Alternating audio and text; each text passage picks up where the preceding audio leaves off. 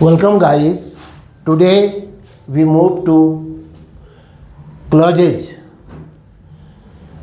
Kinds of clauses में आप जानते हैं कि पहले हम काइंड्स ऑफ सेंटेंस पढ़ें।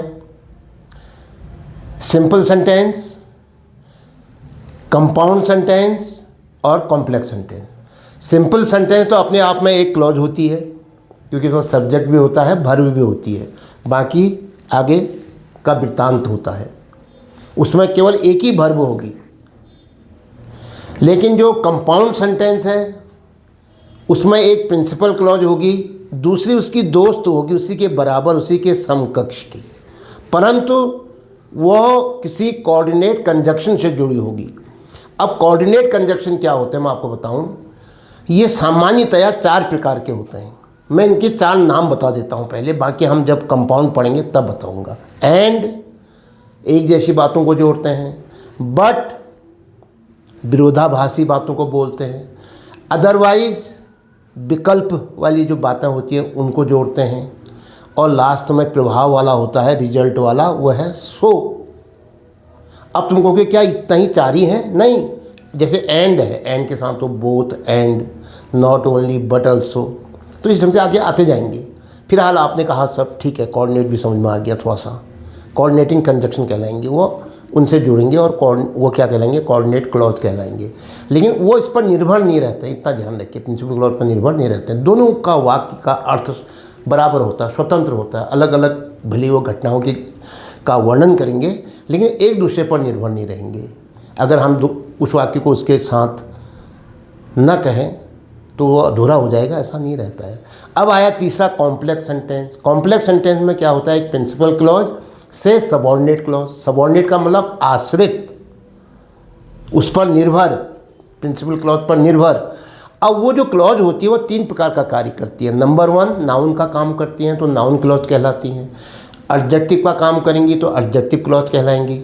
एडवर्ब का काम करेंगे तो एडवर्ब क्लॉज। तो इसी पर हम आज बात कर रहे हैं, कॉम्प्लेक्स सेंटेंस पर ही, जिसमें क्या होता है, कहा मैंने, सबऑर्डिनेट क्लॉजेज होती हैं मिश्रित उपवाक्य की। ये 3 प्रकार के होते हैं, noun clause, adjective clause, adverb clause. परंतु आज हम एडजेक्टिव और एडवर्ब को नहीं पढ़ रहे हैं, हम पढ़ रहे हैं केवल नाउन क्लॉज को। बहुत से बच्चों को आप आगे पढ़ के डाउट होगा, वो कहेगा साहब आपने डैड से तो नाउन क्लॉज बनाया था, अभी आप डैड से एडजेक्टिव क्लॉज भी बना रहे हो, आपने तो हु से नाउन क्लॉज बनाएगा, वेयर से आपने नाउन क्लॉज बनाया था, यहाँ तो आप वेयर से जो है कभी एडवर्ब क्लॉज कह दे रहे हो, कभी एडजेक्टिव क्लॉज कह दे रहे हो। देखो, इससे फर्क नहीं पड़ता है, वो कार्य से फर्क पड़ता है कि वो कौन सा कार्य कर रहा है।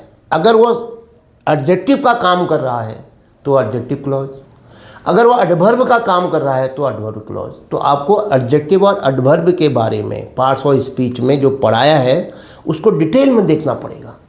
इस पर आप नहीं जाओगे कि ये जो नाउन क्लॉज में जो कंजक्शन आ गए हैं वो अब एडजेक्टिव में नहीं आएंगे, एडवर्ब में नहीं आएंगे, ऐसा नहीं है, उनका फंक्शन बदल जाता है।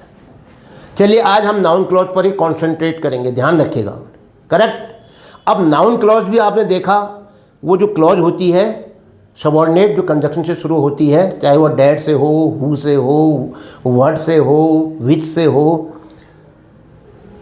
वो कभी सब्जेक्ट का काम भी कर सकती है, कभी वो ऑब्जेक्ट का काम करेगी, कभी वो कॉम्प्लीमेंट का काम करेगी, वर्ब की कॉम्प्लीमेंट बन जाएगी, कभी वो प्रीपोजिशन की कॉम्प्लीमेंट बन जाएगी, कभी वो एडजेक्टिव की कॉम्प्लीमेंट बन जाएगी, उसके बाद आएगी, समझ रहे होगे, और कभी वो केस इन अपोजिशन बन जाएगी। लेकिन हम तो जनरली जिसमें सुविधा होती है, आपको जिसमें सुविधा होती है आप वो बनाते हो, जरूरी नहीं है कि आप उसको सब्जेक्ट को या वर्ब के रूप में प्रयुक्त करें। लेकिन जो अल्टी और लेक्चर के एग्ज़ाम होते हैं, उनकी जो प्रवेश परीक्षा होती है, जब आप शिक्षा विभाग में आना चाहते हैं, तो ऐसी स्थिति में क्या होता है, अगर दिया हुआ है, कोई कंडीशन दी हुई है, by use the subordinate noun clause या subordinate clause as a subject, तब तो भाई आपको उसको सब्जेक्ट के रूप में ही यूज़ करना पड़ेगा। तो ऐसी स्थिति में आपको हमने पहले सिखा भी दिया, बता भी दिया है कि नाउन क्लॉज जो है उसका यूज हम सब्जेक्ट के रूप में भी कर सकते हैं, ऑब्जेक्ट के रूप में भी कर सकते हैं, कॉम्प्लीमेंट के रूप में भी कर सकते हैं, और केस इन अपोजिशन के रूप में भी कर सकते हैं। चलिए आज आप इस साइड पर आइए। Combine the following set of sentences into complex sentence by using noun clause. ध्यान रखिए कंसंट्रेशन किस में होगा, नाउन क्लॉज पर। नाउन क्लॉज का मतलब जैसे नाउन क्या करता है, noun is the name of a person, place और थिंग। किसी का परिचय देता है, किसी का नाम बताता है, किसी का व्यवसाय बताता है, किसी की जानकारी देता है हमको। अगर सेंटेंस में भी ऐसा भाव आ रहा है तो वह क्या कहलाएगा, नाउन क्लॉज कहलाएगा। नाउन तो एक वर्ड होता है ना। तो लेकिन अब यहाँ पर क्या होगा, वो एक सेंटेंस होगा, यानी एक उपवाक्य होगा, एक क्लॉज होगा, जिसमें रिपोर्टिंग वर्ब जो पहली वाली प्रिंसिपल क्लॉज आई है उससे या उस वर्ब के सपोर्ट में वो नाउन का काम करेगा। Number 1, how will you impress your colleagues. आप अपने सहयोगियों को कैसे इम्प्रेस करेंगे। Your success depends on it. आपकी सफलता तो इस बात पर निर्भर करती है, आपकी सफलता इस बात पर निर्भर करती है कि आप अपने सहयोगियों को कैसे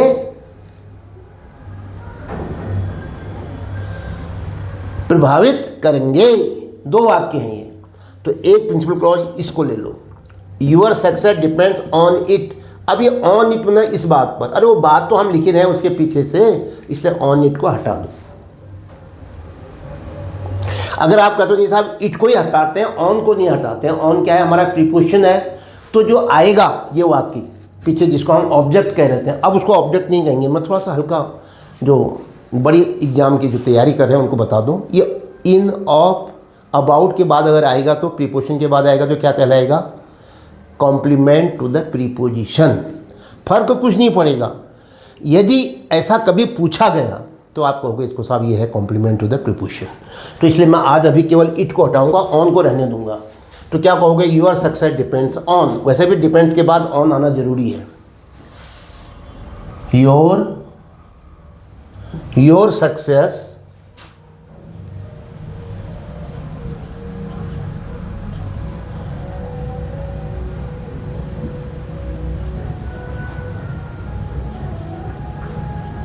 डिपेंड्स ऑन,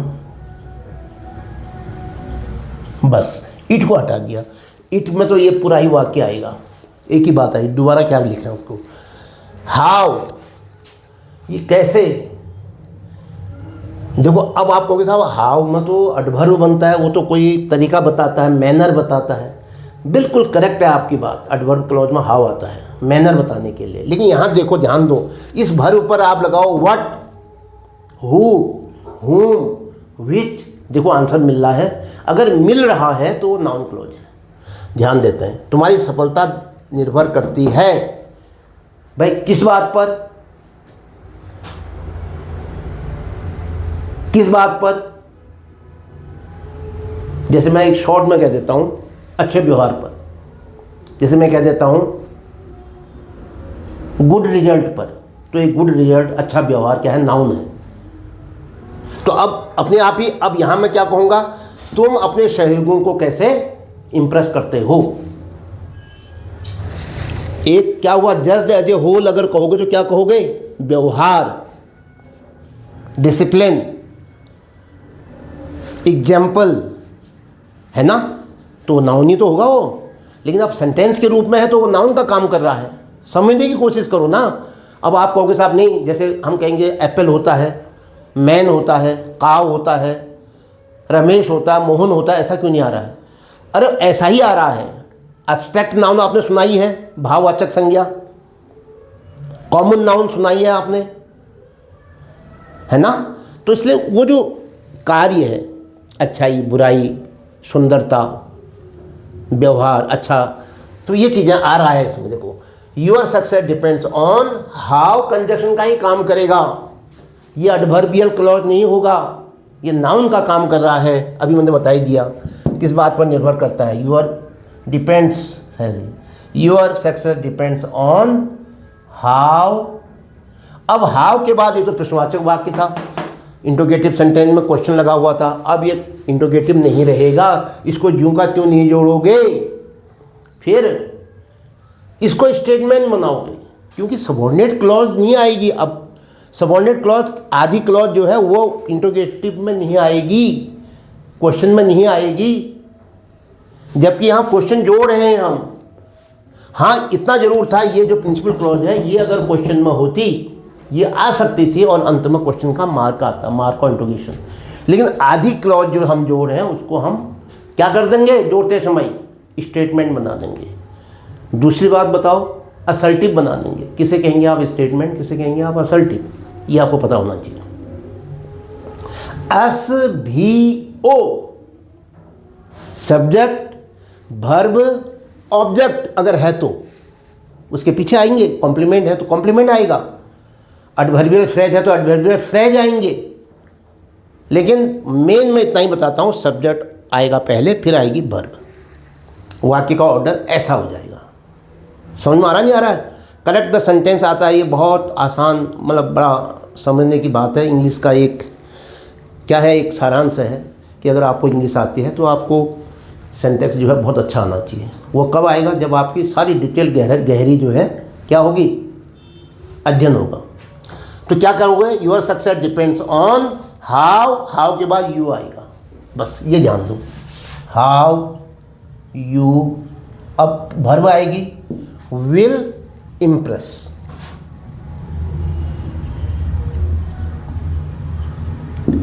योर बताओ कलीग्स, यहां लिख दूं, क्या जरूरत है, आप समझ गए हो, COLLEAGUES, इसको आप आगे लिख दीजिएगा। नंबर टू में क्या है, the patient will recover soon, this information has given by the doctor. अब दो वाक्य हैं, एक तो प्रिंसिपल क्लॉज बनेगी, एक सबऑर्डिनेट नाउन क्लॉज बनेगी। द पेशेंट विल रिकवर सून, अगर मैं इसको लूँ, है ना, प्रिंसिपल क्लॉज के रूप में, तो फिर क्या आएगा, पेशेंट जल्दी कवर हो जाएगा। कुछ समझ में नहीं आ रहा है, ये तो इन्फॉर्मेशन है जो बताया गया है, ये बात की बात है, बात की घटना है। लेकिन मेन बात तो ये लग रही है, this information has given by the doctor, ये सूचना डॉक्टर के द्वारा दी गई है, यह सूचना दी गई है। कौन सी सूचना दी गई है, क्या कहा गया है डॉक्टर के द्वारा, तो क्या लगा रहा हूँ, नहीं लगा रहा हूँ मैं, what information has given by the doctor. आप कहोगे क्या कहोगे, that the patient will recover soon, कि आपका मरीज जल्दी ठीक हो जाएगा। तो कंजक्शन के साथ बोलोगे उसको, कि डैड लगेगा, न हु लगेगा, न हुम लगेगा, न वेल लगेगा, न विच लगेगा, डैड से काम बन जा रहा है कि तुम्हारा मरीज जल्दी ठीक हो जाएगा। किसने कहा है, डॉक्टर ने। तो इसलिए क्या कहोगे, this information has given by the doctor that, ये प्रिंसिपल क्लॉज हो गया, this information has given by the doctor, बस इतना ही हुआ प्रिंसिपल क्लॉज। फुल स्टॉप नहीं आएगा, स्मॉल लेटर में डैड लिखोगे, डैट के बाद फिर इसको जोड़ दोगे। द पेशेंट में द कैपिटल नहीं आएगा, टी कैपिटल नहीं आएगा, उसका भाग है वो, फिर वाक्य पूरा नहीं हुआ है अभी। वाक्य पूरा कब होगा, the patient will recover soon, यहाँ पर वाक्य पूरा होगा। तो दो उपवाक्य हो गए इसके, दो क्लॉज हो गए इसके, और मिल करके क्या बनाया उन्होंने, कॉम्प्लेक्स सेंटेंस। चलिए बोलो, चलो बताइए। दिस इंफॉर्मेशन है, दिस इंफॉर्मेशन, क्या बना रहा हूं मैं इसको, सबऑर्डिनेट क्लॉज को, अभी ऑब्जेक्ट टू ये वर्ब बना रहा हूं, बड़ा आसान होता है object banana. This information has given by the doctor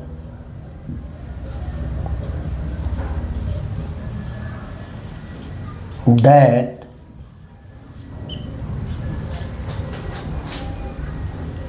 हाँ बोलो, that the patient will recover soon।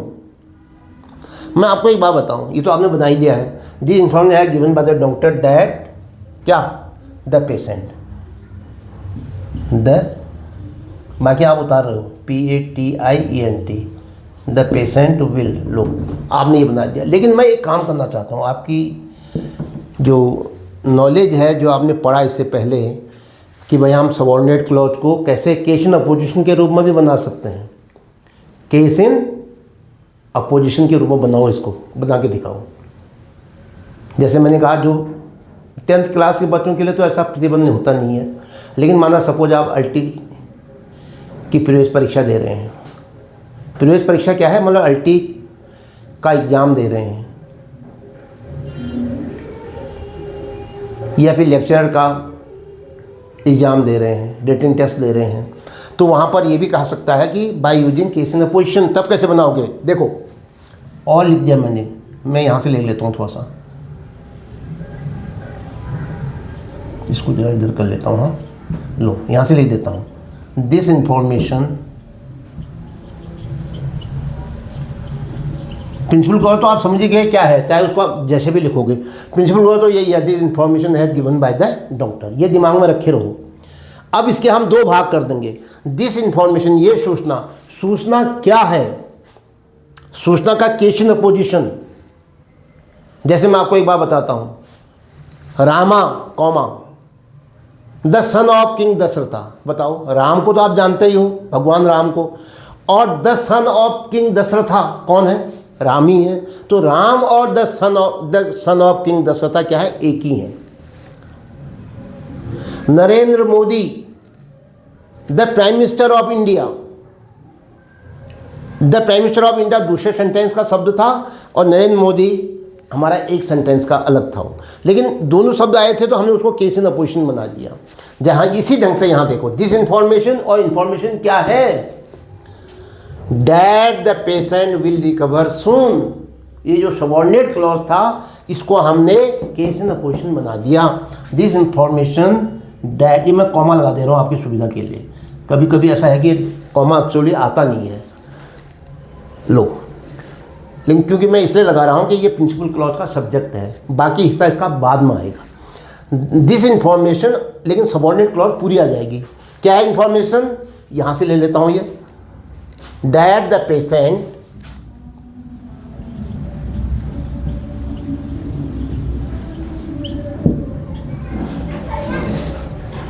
Will recover सून।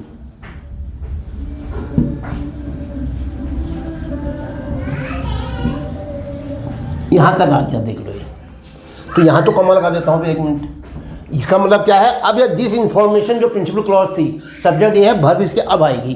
क्या है वो verb, has given by the doctor.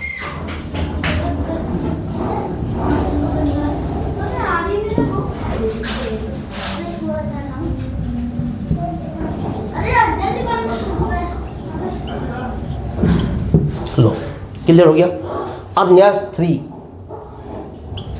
3rd वाक्य में आएंगे, you have said something about me, मेरे बारे में आपने कुछ कहा है। आई डोंट वरी, मुझे कोई चिंता नहीं है। आई डोंट वरी, मुझे कोई चिंता नहीं है। अब देखो ये वाक्य आएगा principal clause, I don't worry, मुझे कोई चिंता नहीं है। वरी, चिंता, चिंता, आई डोंट वरी, चिंता। तो क्या कहोगे, मुझे क्या चिंता नहीं है जो तुमने मेरे बारे में कहा है। अब आप कहोगे साहब कहाँ की बात कहाँ ले जा रहे हो, है ना, कहीं का ईंट कहीं का रोड़ा, भानुमती ने कुंबा जोड़ा। ऐसा ही होता है जब हम दो, यहाँ तो दो ही वाक्य, अगर मतलब 10 वाक्य आ जाते फिर क्या करते आप, 10 वाक्यों को जोड़ करके आपने कॉम्प्लेक्स सेंटेंस बनाना होता तो आप क्या करते, अरे एक वाक्य को दूसरे के अंदर डाल देते, बड़े पाइप में छोटा पाइप, छोटे पाइप में छोटा पाइप, छोटे पाइप में छोटा पाइप, फिर उसके बाद बचते हमारे पास 3 वाक्य, उनको जोड़ लेते। 10 के 10 को जोड़ते हुए जाएंगे तो कहाँ वो वाक्य कौन समझेगा उसको। ऐसे यहाँ पर भी है, you have said something about me, आपने मेरे बारे में कुछ कहा है, ये तो एक स्वतंत्र वाक्य था। आई डोंट वरी, मुझे कोई चिंता नहीं है, मुझे कोई चिंता नहीं है जो आपने मेरे बारे में कहा है, उसके बारे में, यानी जो आपने मेरे बारे में कहा है उस बात की मुझे कोई चिंता नहीं। अब देखो वाक्य बना नहीं बना, मुझे कोई चिंता नहीं है जो आपने मेरे बारे में कहा है, पूरा वाक्य बन रहा, फर्स्ट क्लास वाक्य बन रहा है। अंडरस्टैंड और नॉट, अरे आर यू अग्री और नॉट, डू यू अग्री। तो क्या कहोगे, आई डोंट वरी व्हाट, किसकी चिंता नहीं है आपको? जो तुमने कहा है, what you have said about me, something नहीं आएगा, वो तो स्वतंत्र वाक्य के रूप में अर्थ पूरा करने के लिए आया हुआ था। अब इसका हम जब पोस्टमार्टम करेंगे तो समथिंग को हटा देंगे। What you have said about me, आपने मेरे बारे में जो कहा, मुझे कोई चिंता नहीं है। तो क्या बना? मैं कोई चिंता नहीं करता। आई don't worry, I don't worry what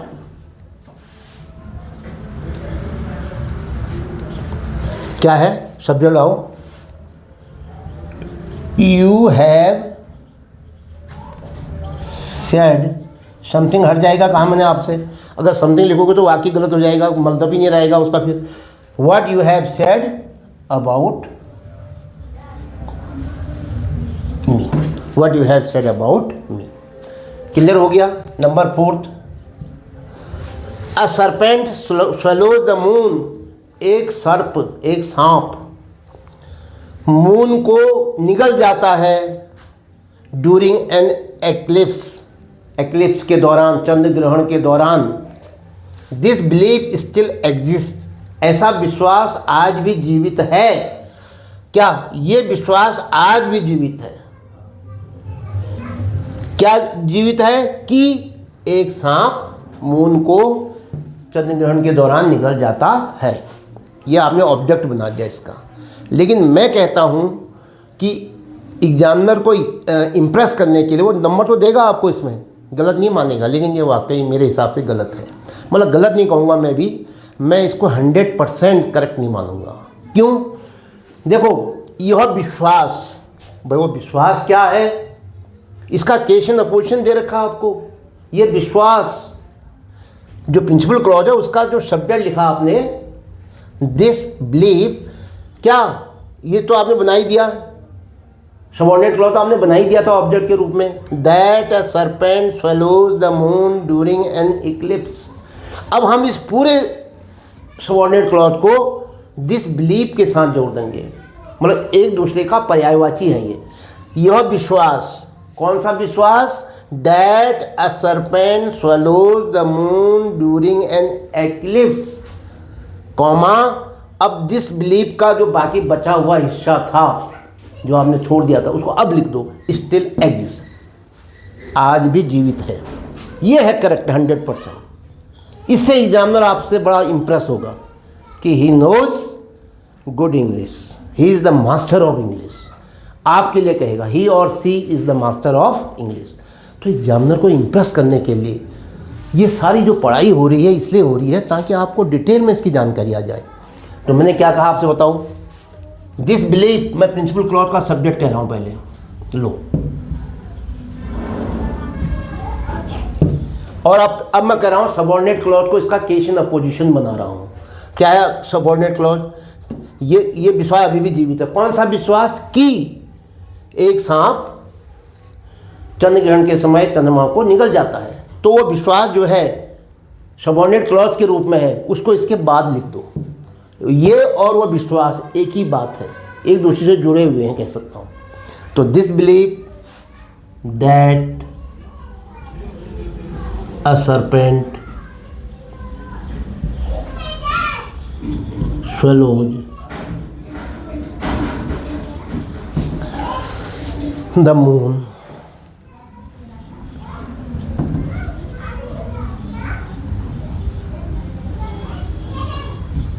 during an eclipse.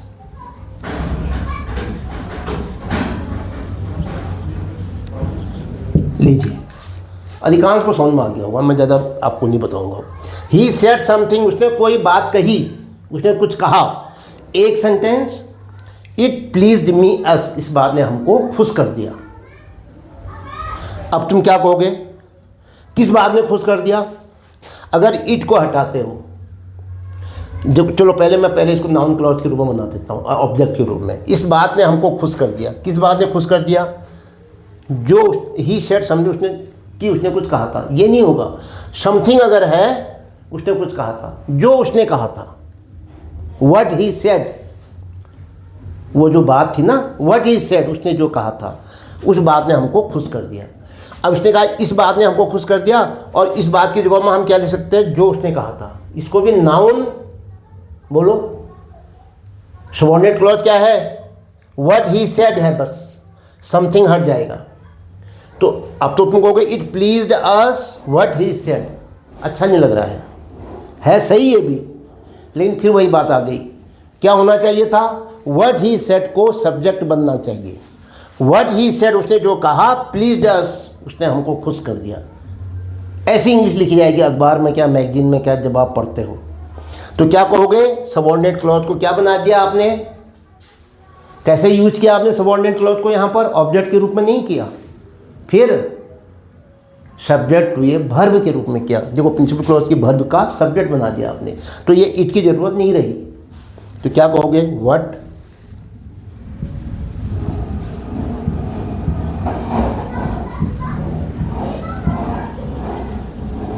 What he said. लो ये है सबऑर्डिनेट क्लॉज, इसने सब्जेक्ट का काम कर रहा है। अब सीधे वर्ब लाओगे अगर सब्जेक्ट ये है तो, प्लीज्ड अस, ये सब्जेक्ट हो गया इतना टुकड़ा, तो अपने आप ही ये क्या होगी, वर्ब आएगी, सब्जेक्ट के बाद वर्ब आती है, फिर बाकी आगे को आते रहेगा। तो क्या कहोगे, व्हाट ही सेड प्लीज्ड अस। यहाँ पर सबऑर्डिनेट क्लॉज क्या है बताओ, सब्जेक्ट टू अ वर्ब, ऐसे यूज किया आपने। तो आपने थोड़ा सा समझा होगा। इसके साथ ही आज का ये वीडियो यहीं पर समाप्त होता है। जय हिंद।